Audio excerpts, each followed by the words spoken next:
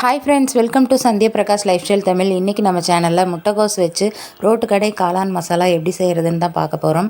வீடியோக்குள்ளே போகிறதுக்கு முன்னாடி நம்ம சேனல் ஃபஸ்ட் டைம் பார்க்குறவங்க சப்ஸ்கிரைப் பண்ணி பெல் ஐக்கான் கிளிக் பண்ணி வச்சுக்கோங்க. ஓகே, வாங்க வீடியோக்குள்ளே போகலாம். ஓகே, ஃபஸ்ட்டு முட்டைகோஸை வந்து நல்லா வாஷ் பண்ணி பொடி பொடியாக கட் பண்ணி வச்சுருக்கேன். நல்லா வாஷ் பண்ணி எடுத்துக்கலாம். இந்த ஸ்டேஜில் பார்த்தீங்கன்னா காளான் குட்டி குட்டியாக வேணும்னா நம்ம யூஸ் பண்ணிக்கலாம். இப்போ வந்து குட்டி குட்டியாக கட் பண்ணி போட்டுக்கலாம். ஆனால் நான் போடலை, வெறும் முட்டைகோஸ் மட்டும்தான் வச்சு இன்றைக்கி பண்ண போகிறேன். ஓகே, கார்ன்ஃப்ளவர் கொஞ்சம், அப்புறமா கடல மாவு, கலருக்காக கொஞ்சமாக மஞ்சள் தூள். நான் வந்து எந்த ஒரு ஆர்டிஃபிஷியல் கலரோ எதுவுமே நான் யூஸ் பண்ண மாட்டேன். மேக்ஸிமம் வீட்டில் செய்யும்போது எந்த ஒரு கலரோ ஆர்டிஃபிஷியலான விஷயங்கள் யூஸ் பண்ண மாட்டேன். நம்மளோட குக்கிங் வீடியோஸ் எல்லாம் பார்த்துருந்தீங்கன்னா தெரியும், ப்ளேலிஸ்ட்டில் இருக்குது மை ஸ்டைல் ஆஃப் குக்கிங்னு. அந்த வீடியோஸ் எல்லாம் பாருங்கள். அதுக்கப்புறம் இஞ்சி பூண்டு பேஸ்ட்டு, மிளகாய் தூள், தேவையான அளவு உப்பு எல்லாமே போட்டு நல்லா மிக்ஸ் பண்ணிக்கலாம். நல்லா டைட்டாக பிசைஞ்சு வச்சுக்கணுங்க. இது வந்து வடை மாதிரி தட்டி போட போகிறோம். எண்ணெயில் போட்டு பொரிக்க போகிறோம். சின்ன சின்னதாக தான் போட்டு பொரிக்க போகிறோங்க. ஏன்னா இது உதுத்து தான் செய்ய போகிறோம். காளான் மசாலா காளான் வந்து உதுத்து செய்ய போகிறோம். அதனால் சின்ன சின்ன பீஸாக போட்டு பொரித்து எடுத்துக்கலாம். இது பார்த்திங்கன்னா பொரிக்கும் போதே என் பையன் வந்து அப்படியே சாப்பிட்டான். நல்லா மொறுன்னு சூப்பராக இருந்தது. இதுவே நல்லா இருக்குன்னு சொல்லி அப்படியே சாப்பிட்டான். செஞ்சதுக்கப்புறம் அவனுக்கு என்னன்னு தெரில, அவன் சாப்பிடலை, காரம் அதிகமாக இருக்குன்ட்டு சாப்பிடல. இதில் ஒரு ட்விஸ்ட் இருக்குங்க. என்னென்னா, நான் செய்யும்போது பார்த்திங்கன்னா என் ஹஸ்பண்ட் வந்து காலையிலேயே வேலைக்கு போயிட்டாங்க. பிள்ளைங்க வீட்டில் இருக்கிறதுனால தான் ஸ்நாக்ஸ் ஏதாவது செஞ்சு கொடுக்கலான்னு சொல்லி செய்யவே ஆரம்பித்தேன். ஆனால் அவர் தான் வந்து டேஸ்ட் பண்ணுற மாதிரி சுச்சுவேஷன் அமைஞ்சிச்சு. அதான் நம்ம அடுத்த நிமிஷம் என்ன நடக்கும்ன்றது யார் கையிலையுமே இல்லை. நிச்சயம் இல்லாத லைஃப் அப்படின்றது இதிலேருந்து தெரியுது பாருங்கள், சின்ன விஷயமா இருந்தாலுமே. ஓகே, எல்லாமே போட்டு பொரித்து எடுத்தாச்சு. இதெல்லாம் கொஞ்சம் ஆறட்டும். ஆறின பிறகு உதுத்துக்கலாம். நான் ஆல்ரெடி சொன்ன மாதிரி கரெக்டாக அது ஆறி எல்லாம் உதுத்து வச்சதுக்கப்புறம் தாளிக்கும் போது கரெக்டாக வந்துட்டார். இப்போ எண்ணெய் காஞ்சிருச்சு.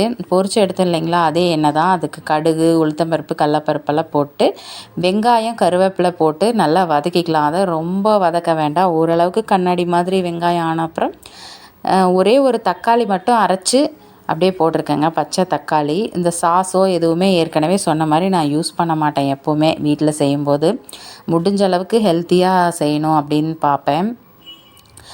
ஏன்னா கடையில் நம்ம சாப்பிடும்போது வேறு வழி இல்லை. அவங்க எப்படி செஞ்சு தராங்களோ அப்படி நம்ம சாப்பிட்டு ஆகணும். ஓகே, இந்த ஸ்டேஜில் பார்த்திங்கன்னா நமக்கு தேவையான அளவு மிளகாய் தூள், கரம் மசாலா தூள் போட்டிருக்கேன். அதுக்கப்புறம் கார்ன்ஃப்ளவர் மாவு வந்து கொஞ்சமாக தண்ணி ஊற்றி நல்லா மிக்ஸ் பண்ணி கலக்கி ஊற்றிருக்கேன். எதுக்குன்னா ஒரு திக்னஸ்க்காக தான்.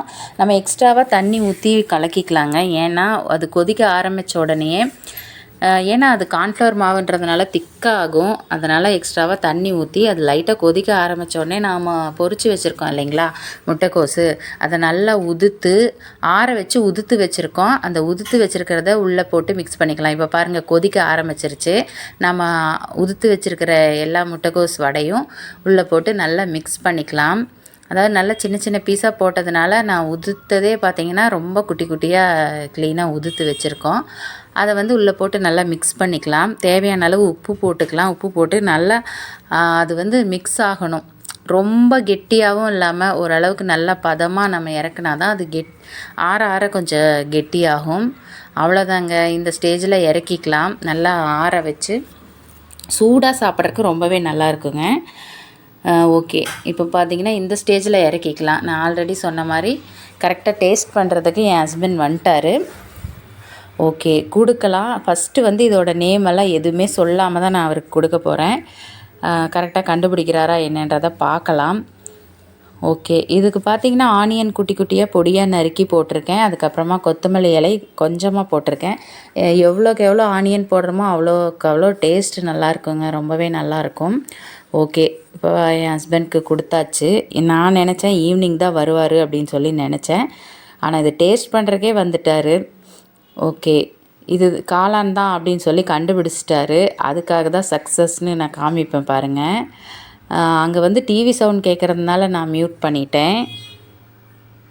ஓகே ஃப்ரெண்ட்ஸ், இந்த ரெசிபி சிம்பிளாக தான் நான் பண்ணியிருக்கேன். நீங்களும் ட்ரை பண்ணி பார்த்துட்டு எப்படி இருக்குன்னு ரிசல்ட்டை சொல்லுங்கள். கமெண்ட்டில் வந்து கண்டிப்பாக சொல்லுங்கள். ஓகே, அவர் என்ன சொல்கிறாரு அப்படின்றத மட்டும் பாருங்களேன்.